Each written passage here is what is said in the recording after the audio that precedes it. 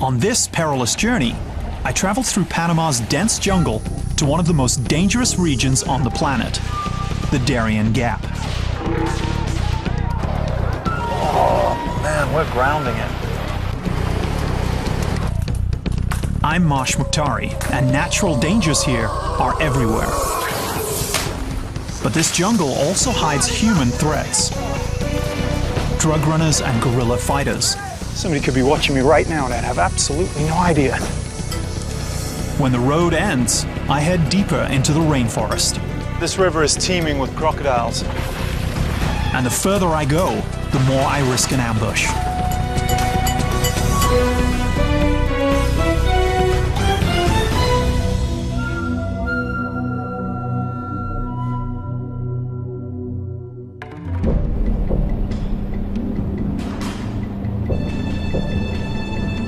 Few travelers dare take this isolated jungle roadway into Panama's most treacherous region. A violent and untamed wilderness known as the Darien Gap. This lush jungle looks peaceful, but it's far from tame. This 12,000 square kilometer chunk of dense rainforest is one of the last wild frontiers in the world. Government postings warn tourists to stay out of this deadly area. But I really want to make it to an isolated and rarely seen indigenous village where people try to maintain their culture and live as their ancestors did centuries ago. Travelers face a lot of natural enemies like jaguars, poisonous snakes, insects. But the most pressing threat is human.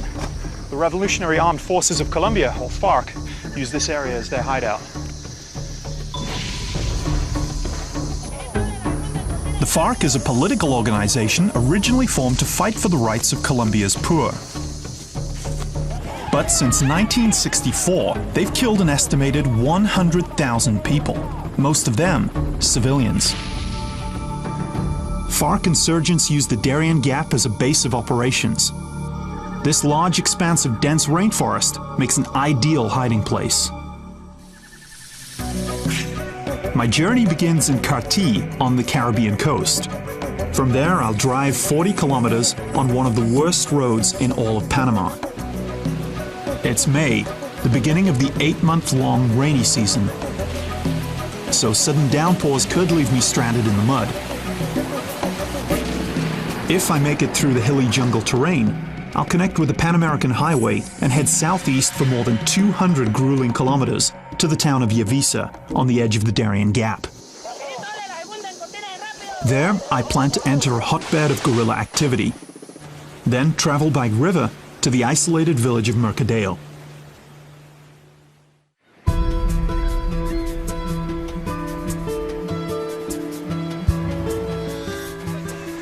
I've arrived in the sleepy community of Carti. You can see the islands in the background there. It's actually right on the Caribbean coast of Panama. I have a few essentials here. Snake guards, I'm told, are going to be invaluable when walking through the bush. An absolute essential, mosquito net. And a first aid kit with malaria tablets.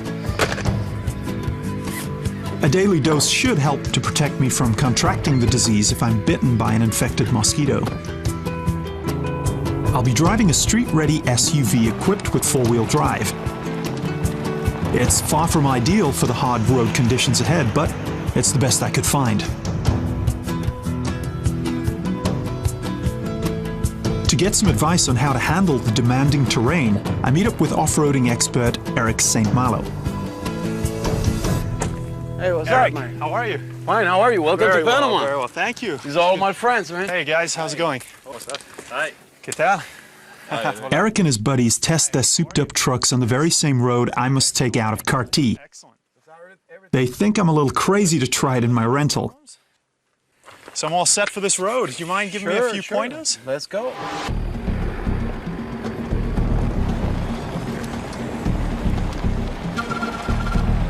So Eric, the vehicle I have is more of a city 4x4. It's not a true all out and out 4x4. So what are some of the limitations I might experience on this road with this car?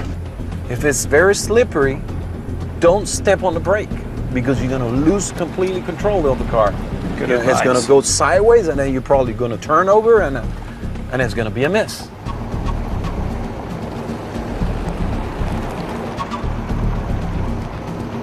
My SUV has standard street tires that aren't designed to handle these off-road conditions.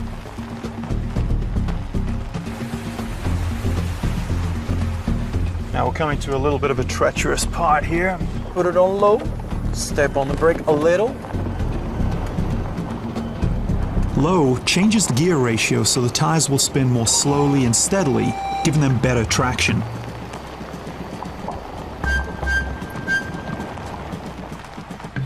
Okay, try to follow the tracks here very slowly, because the channels. Yeah.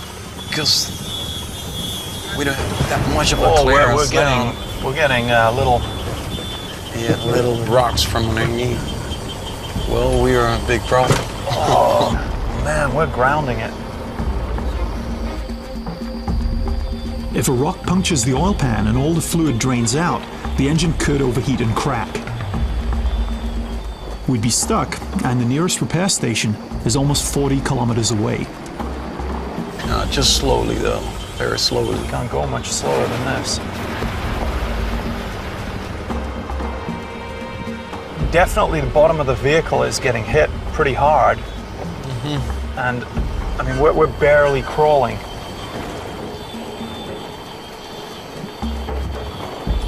These ridges are, what, about 2 feet down either side? Yeah, probably 1.5 feet. Kind of take a right here. There you go. We climbed there, up here. That's it. Good. Nice. Not too bad for an amateur. Looks like I can see the river up ahead. We got it onto the river. I didn't count on this. A flash flood wiped out the bridge that crossed the Carti River. During the rainy season, this river can run almost 4 meters deep. So tell me what I need to do here. Okay. If the water runs any higher than my axle, I risk flooding the engine bay and getting stuck right here. And this isn't even the most perilous part of the journey. Well, this is pretty wide. It's like, Yeah, it's 30 feet or so. just Maybe go right 10 straight in here. Straight in? Yeah, Okay. straight in like that. Doors to the Okay, a little your more left. left. Yeah, right here. Straight in. Okay, good. Go with the With the current down here. I can feel the current pulling us. Yeah, right here. Eric tells me to drive downstream to avoid the deepest part of the river.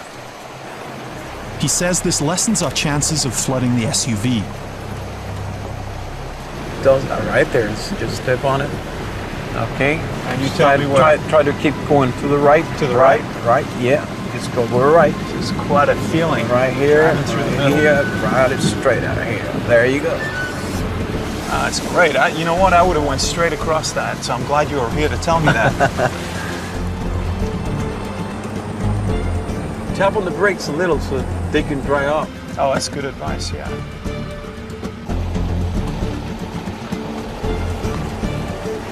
But the obstacles keep coming. Now we got some good mud. Yeah, we got some good mud in here. Just try to follow the tracks. Yeah. Well, you're doing pretty good, Mark. Well, thank you. I'll try. You've done this before. I've been to 1 or 2 bad roads. Whoa. Go slow. There you go. I see Step what you on mean. It really takes you right into the ruts. Yeah. It's great. I feel like I'm in a rally. Got my co-pilot next to me that's advising. It's great. Well, I appreciate you doing this. Yeah, you're welcome. I drop off Eric so he can catch a ride to Panama City with his friends. Now, I'm on. An indigenous tribe called the Kuna control this area. They like to keep this road in bad condition to discourage outsiders and protect the rainforest. It seems to be working. I pass few vehicles as I wind my way through. This is like rush hour. To actually see another vehicle.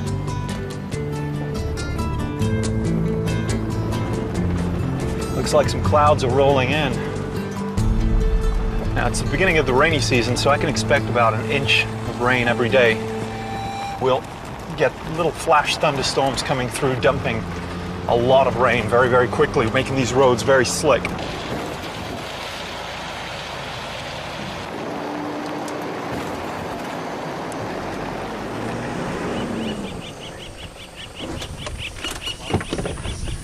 It's always a good idea to survey part of the road like this as much as you can before you head up it. You're just getting out of the car, the noises in the jungle are just incredible. And the temperature on my watch says it's 91 degrees, but with this sort of humidity, it really feels like 110.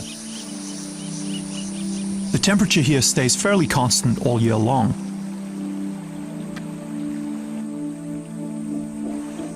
Rainy season means I can expect the humidity to hover consistently near 100%. Here we go again.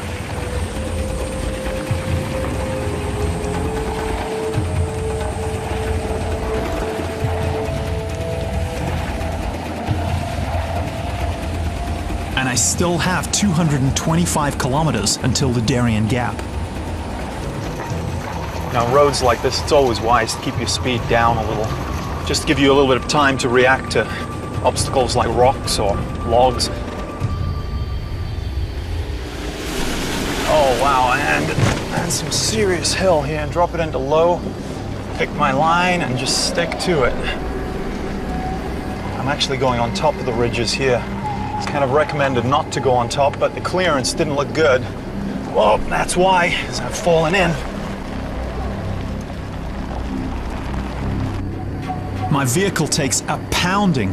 I hope I signed up for enough insurance at the rental agency. You have no control of the steering wheel. The car just wants to pull you right into those ridges. It's definitely one of the worst roads I've ever driven.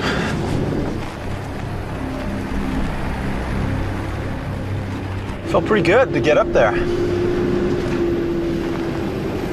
Humidity is unbelievable. I get sweat pouring down. Even if it wasn't humid, I think I'd be sweating by now.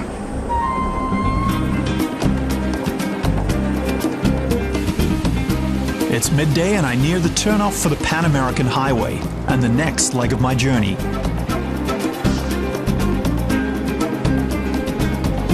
It took me 3 hours to drive the first 40 kilometers. Next, I head to the Wild West-like town of Yavisa, more than 200 kilometers down the road. But I have no idea what to expect when I get there. I drive southeast on the Pan American Highway.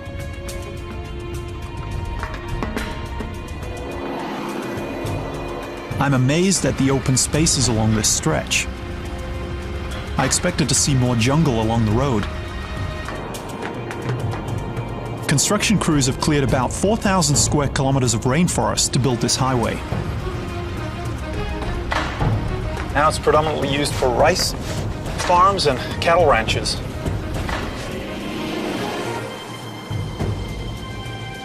The interesting thing is I'm seeing a lot of aftosa free written on the gates of these cattle ranches, and aftosa free basically means that none of the cows in there have foot and mouth disease. Foot and mouth disease doesn't affect humans, but it's deadly to livestock. In the 1970s, it ran rampant in parts of Colombia, so US officials withdrew funding for construction of the highway to prevent the disease from spreading north. Where the roadway project ends, the Darien Gap begins.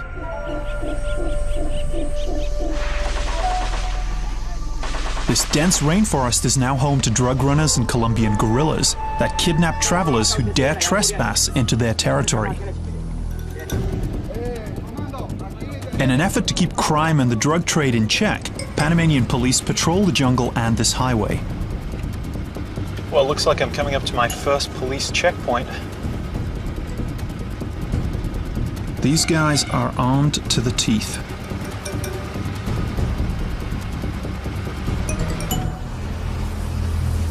Hola, buen días. Buenas tardes. Sí.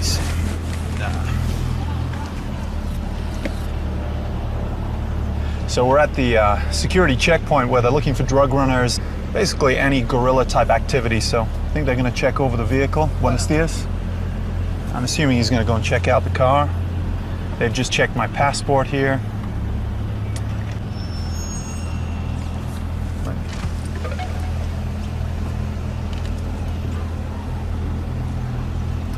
¿Está bien? ¿Está bien? Oh, sí.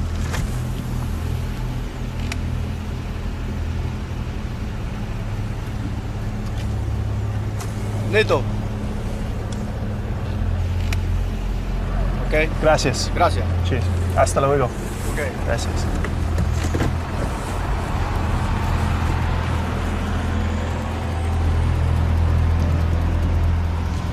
Okay, we're all clear.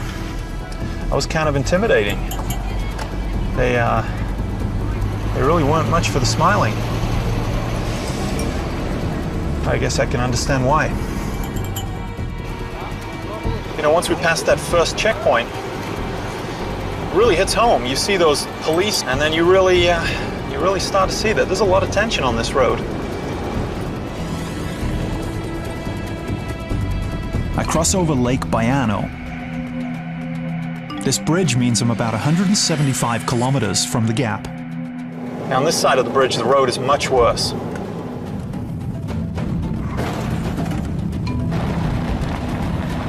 The hot sun and heavy rain create these potholes. The highway here turns from asphalt to dirt and back again.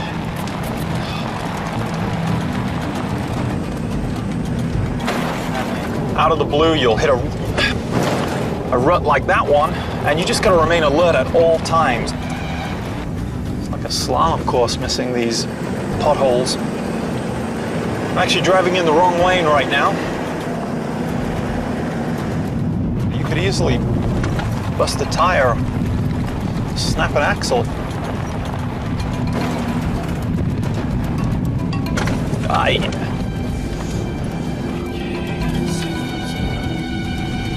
The road is narrow. Horses and dogs lining the highway make it harder to navigate. Compounded with that, there's oncoming traffic trying to avoid their potholes. Big truck coming my way, that's cool. Oh yeah. Who's got the right of way here? Are you serious, man? You're not even gonna move out? Looks like they're tarring the road. I guess that's why he didn't want to get his tires dirty. He'd rather just run me over.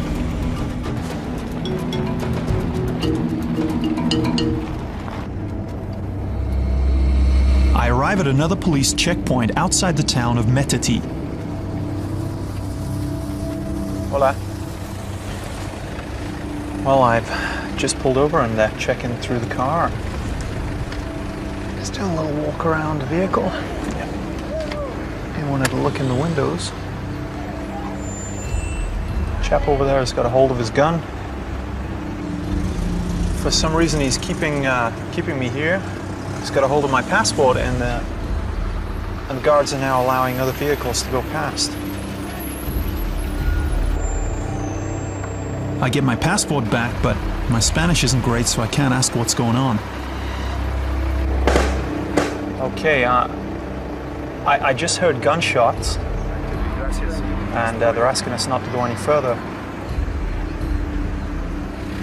He looks a little concerned.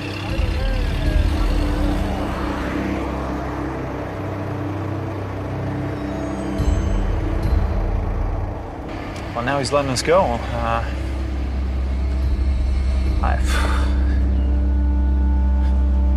It's a little disconcerting. You hear gunshots and then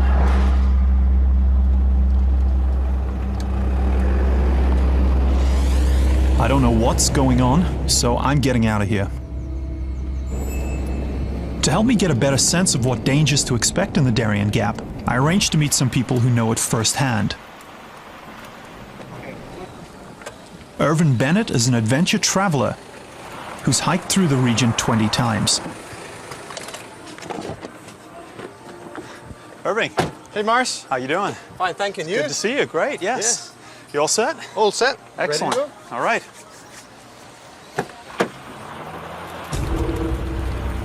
So what kind of dangers might I encounter? go. I would think people are the largest predator around, and they would be what can actually put you in harm's way. In Yavisa, you might have a problem with locals. There is law in Yavisa, definitely, but anybody could do anything and simply take off into the jungle and you'll never find him again. The frontier town of Yavisa and the Darien Gap have a reputation as a haven for bandits and rebel fighters.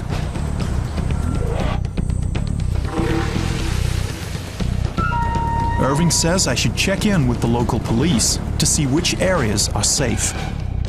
You're going right into the middle of the beast, of the gap. But if I do encounter these people, do you have any advice? Once you meet them, there's not much you can do. Right. Colombia's FARC guerrillas fund their operations in part by taking hostages and collecting ransom money for their return. Between 1996 and 2003, they made about $25 million this way. The FARC keep their prisoners in remote jungle locations in Colombia and Panama.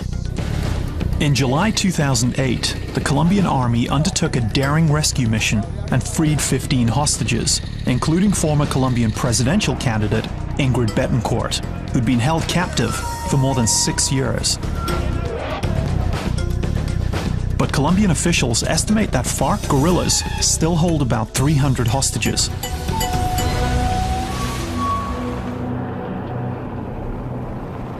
I drop off Irving, Thank you.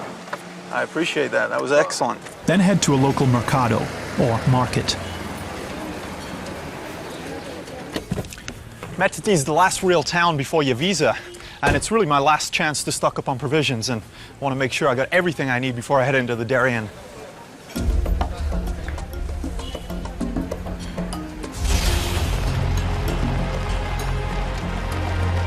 Back on the road. I've traveled almost 200 tough kilometers, and I still have 50 kilometers left to the town of Yavisa. This is a remote part of the world, but now and then I see a tiny village of indigenous people along the side of the highway. Many of these families used to live in the Darien Gap, but violence and bloodshed forced them out. It's getting dark, and I don't want to be driving on the Pan American at night.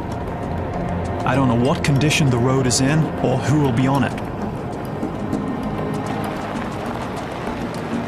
I make arrangements to stay at a local village. Well, I just arrived at the Imbera tribe, and it's about 7 o'clock, and I'm going to spend the night here. What a welcome! Gracias.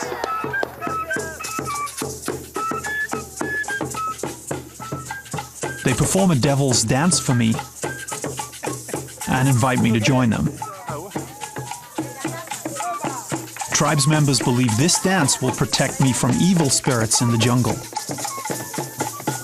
Well, I know I'm in a dangerous area, but the great spirits of these people, I'm sure, is going to help.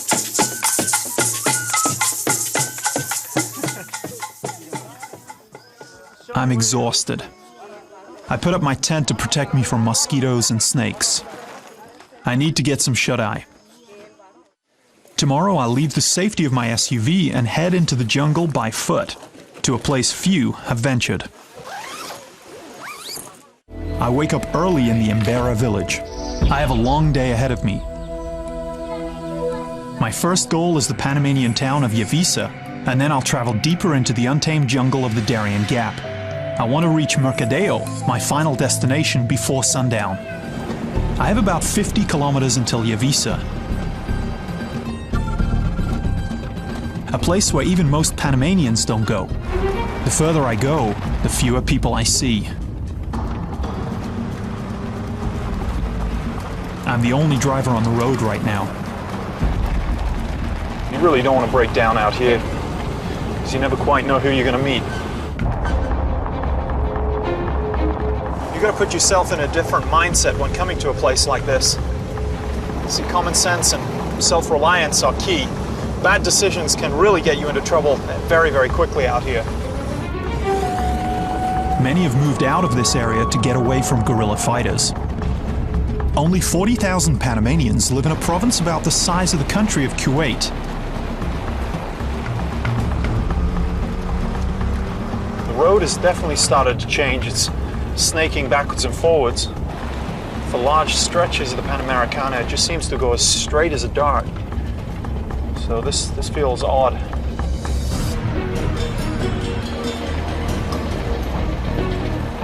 The Panamanian government is trying to improve the condition of the highway.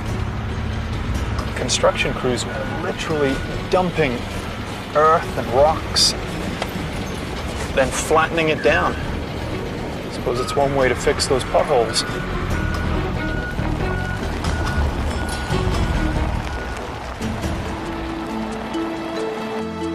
I've been driving for nearly an hour, so I should be getting close to Yavisa. As with big machetes, like, I'm sure that's just the way of life out here. Smoke to the left there, it just looks like they're burning trash. Seems to be more and more activity and more structure, so it looks like I'm probably entering Yavisa. The Pan American Highway dead ends in Yavisa, which lies at the northwest edge of the Darien Gap. I hear guerrillas from Colombia and bandits often pass through here. Hopefully the town's reputation for lawlessness is an exaggeration.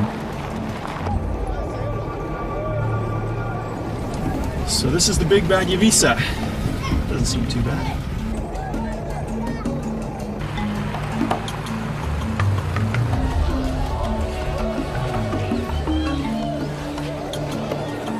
This literally is the end of the road. I'm gonna grab my pack and hike into the rainforest. This last leg of my journey will take me to where few outsiders have traveled. An estimated 300 FARC guerrilla soldiers hide in the jungle outside Yavisa. So I head to the police station to get an update on their activity.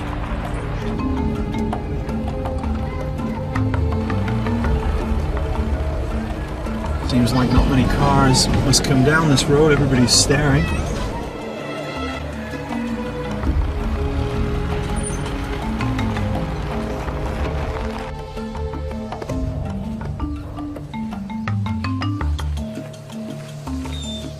I stop to speak to a member of the National Police, Major Jose Fernandez. I tell him about my plan to make it to the village of Mercadeo.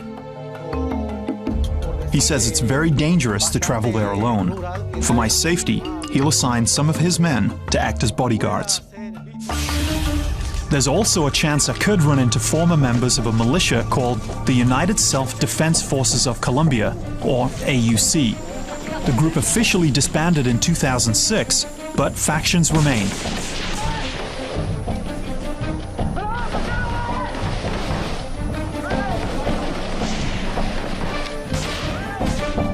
So it's no secret that the FARC and the AUC reside out in the Darien. Can you comment on that? Bueno, referente a eso no tengo ningún comentario ahora mismo que hacerte. Like most officials here, Major Fernandez isn't forthcoming about this politically charged conflict. So I seek out a local resident for some answers. Jorge Vasquez is a Kuna Indian and a former Darien Park ranger. He's lived and worked in the Darien Gap his entire life. So how does this conflict affect people like me that want to trek through the Darien? Llegarse con las autoridades porque no les garantizo para cruzar a pie por la selva hacia Colombia. Travelers aren't the only ones at risk in the Darien. Jorge tells me that in January 2003, the AUC shot and killed his father Hilberto. Estaba, decir, más furioso, ¿no? estuve a punto de ver lo que habían hecho y asimismo quisiera hacerlo. Pero solo tengo fe en Dios que algún día que esto pueda acabar.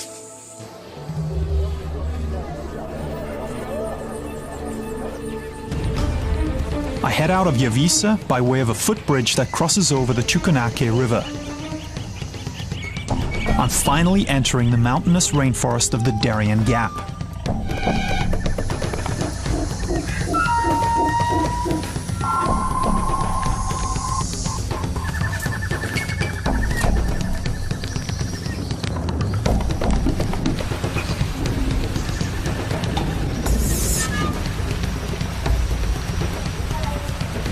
I choose a trail that follows the Chucunaque River to help me navigate through the jungle.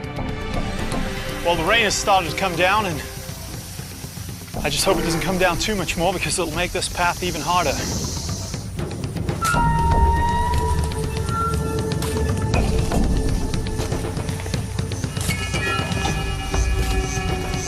And even though I'm not here for any political reasons, just being here is enough to get me kidnapped, or worse.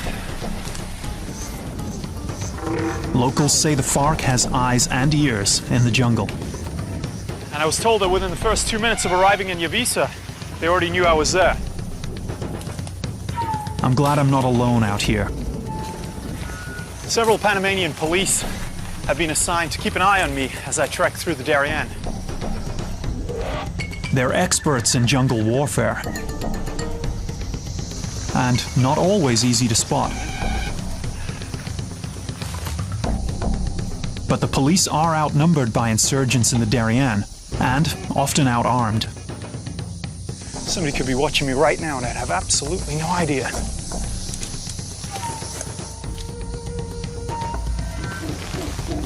But this thick jungle underbrush doesn't just hide human threats, it also conceals an array of dangerous insects and reptiles. So I'm attaching these snake guards to protect me from the many varieties of poisonous snakes out here as I trek through the bush.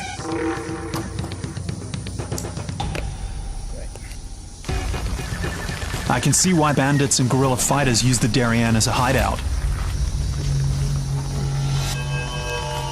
I'll stick to my path along the waterway, but with each step, I increase my risk of an ambush.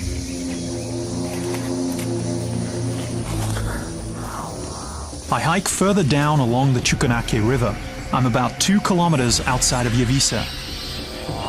The heat and humidity in this Panamanian jungle are incredible. And the sounds of birds and animals are overwhelming.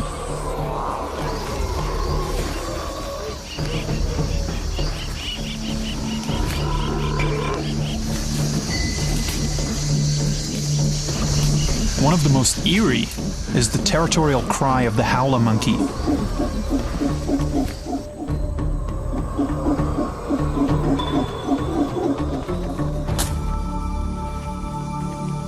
On this leg of the journey, I plan to meet up with 2 jungle experts to learn survival skills. The first is Hernan Arauz. Exploration runs in Hernan's family. In 1960, his parents were part of a crew of 16 that set out to complete the first automotive expedition through the Gap. They drove and dragged 2 custom-equipped Land Rovers through the jungle for 4 months and 20 days. Hernan tells me that out here, I need to be alert to even the tiniest threat. I would be aware of the bullet ant. And the toxin is very powerful. The sting is super, super painful. The 2.5 centimeter long bullet ant's sting can be as painful as a gunshot. Primitive people in the deepest part of the Darien, they were using these ants, boiling them to get toxin out of the ant and get this goo to mix with the arrowhead. You don't need to hit your victim in any vital part. Anywhere you hit it is going to have a very, very bad effect on you. So what else should I be aware of? Well, you have to be careful about the fer-de-lance. They seem to be the most abundant of the poisonous snakes because you see they give birth to living young. Really? The fertile ant comes out alive and kicking. And he's got poison right from the beginning. Female fertile ants can produce up to 60 young at one time. These 2-meter-long vipers cause more human deaths than any other snake in Latin America. They can inject 2 times the venom needed to kill a man in a single bite. I got some snake guards. Well, wear it, because we're in fertile ants territory here, Marsh. Yep. Good advice. You've been a wealth of information. My pleasure. Keep safe and watch for those fertile ants as you go. Sure will. Thanks. Good luck. Bye-bye.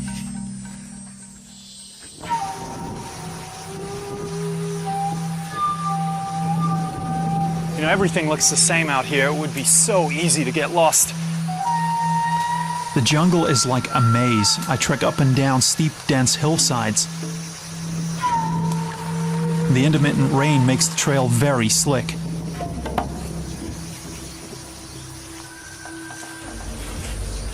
Whoa! Ugh! I take a hard fall, but I'm okay. Locals tell me that trekkers can actually find food here in the rainforest if need be. I seek advice from a local naturalist guide, Ignacio Ruiz Osaba. So if I do get lost in the jungle, rainforest, what is there to eat out here? You have an example? I'm a little nervous about what he might have in store for me.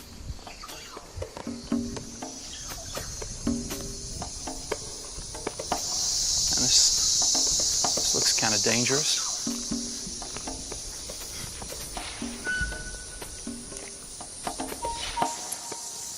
Termites. What? Termites. Termites? Yeah. You're not going to eat termites, though, are you? Mm-hmm. Notice how I said you. Oh my God, look at the size of this thing. Whoa, look at, no. Are you going to eat them? Yeah. It's protein. When you are lost in the jungle, This is a good source. So you just let them crawl on? I don't know if I'm too excited about doing that. So you just let them crawl on. All right, there's like 7 or 8 of them.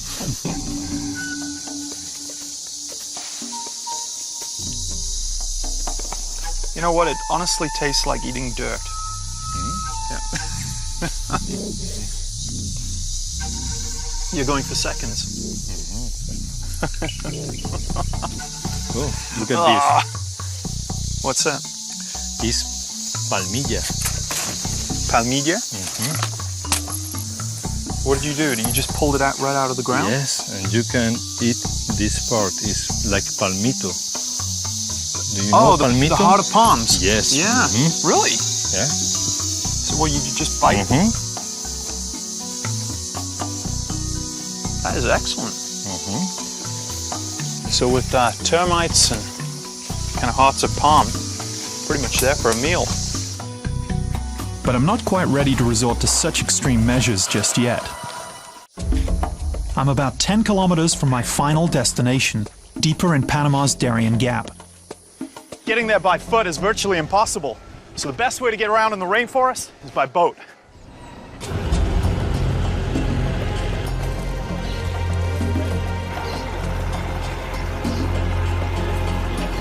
I arrive at a small dock on the Rio Chucunaque. Hola, Pinky. Bueno, ¿Cómo estás? Bien? ahí, irregular. Mucho gusto. Gracias. Pinky's been a guide on this river for more than 50 years. Locals carve these 9-meter-long piraguas, a kind of flat-bottom canoe, out of a single tree trunk. Traditionally, they used poles, but now they attach outboard motors. Okay, should we take this one out for a spin? Show me how to do it.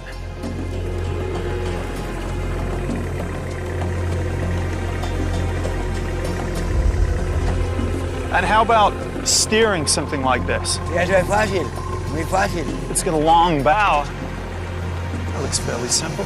Do you mind if I give it a go, Pinky? Is it okay? Okay. Gracias. Okay. Hay dos clases de lagarto. Pinky warns me that the river is infested with crocodiles. He tells me that they wait for prey to come close, then they attack before the animal or human can react. Thank you for letting me know. With that advice, I drop off Pinky. Muchas gracias, mi brother. Thank you. And head on.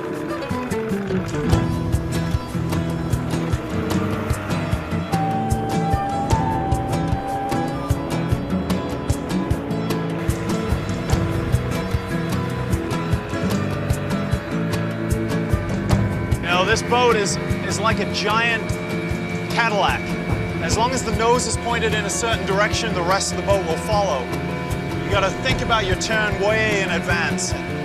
It's actually kind of fun to drive. The Rio Chucunaque is one of at least 36 rivers that snake through the Darien Gap. I must travel more than 8 kilometers on it before I veer off into the Rio Tuira.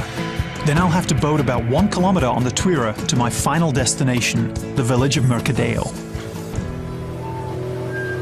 I'm sure the crocodile eyes are not the only ones that are on me right now. I'm extremely vulnerable out here on the water. The dense undergrowth along the river could hide crocs, FARC, bandits, any number of attackers. The local police accompanying me advised me not to travel any further than Mercadeo. The FARC have been spotted outside the village. I'm close to the end of my journey and I don't want to risk crossing paths with guerrilla soldiers.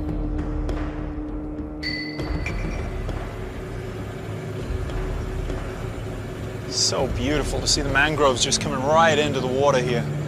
And the big canopies of the rainforest all around, monkeys jumping from tree to tree. I mean, this is just beautiful.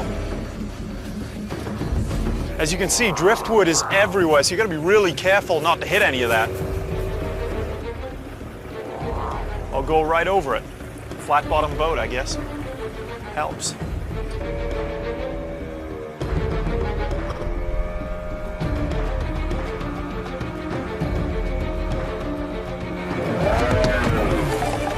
Whoa! I just hit a log. I didn't see it at all. The engine jumped right out.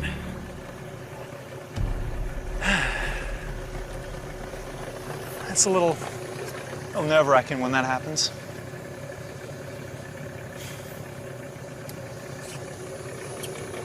Anyway, onwards.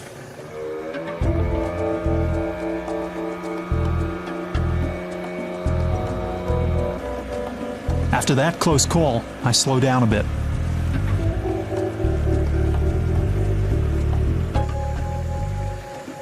You can see little small tracks up there. Crocodiles here can grow 6 meters long. Hang on a minute, I'm getting a little close for comfort here. Oh yeah, check out that track right there. That's a fairly large track. I hug the shore to look for wildlife. Oh, it was a crocodile. Oh no, it's an iguana. I don't know if you saw that. It was a big, gotta watch out for those, but it was a big iguana, just. Yeah, and you think they're snakes, but they're just vines.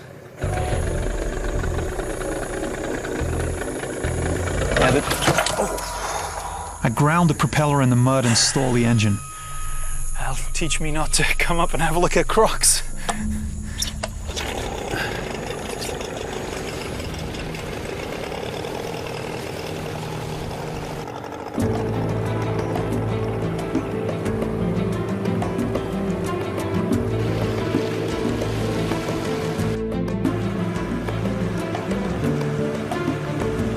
I turn onto the Rio Tuira. If all goes well, I should be there before dusk. But those clouds behind me are giving me cause for concern.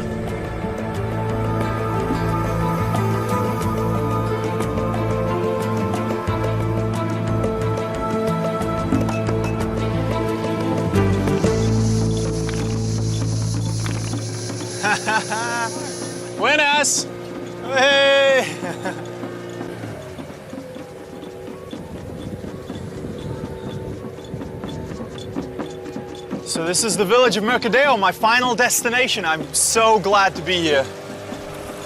And in one piece. Oh, and they're doing a dance for me.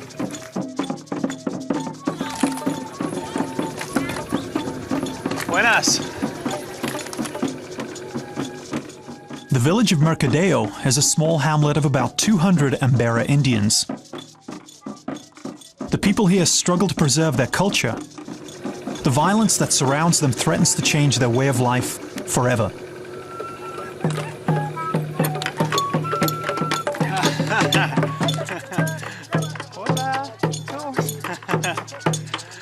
Wow, I knew they knew I was coming, but I really wasn't expecting this.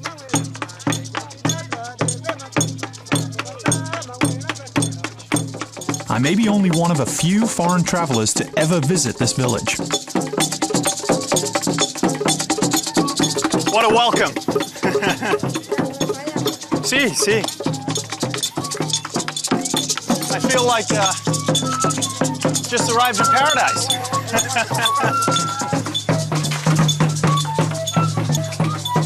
Really can't think of a more fitting way to end my journey. I traveled 40 pounding kilometers on one of the worst roads in Panama. To the pothole-filled Pan American Highway. I passed through tense police checkpoints. Hola. And found warm hospitality at an indigenous village. I survived a hike and boat trip through the jungle and avoided a run-in with guerrilla fighters.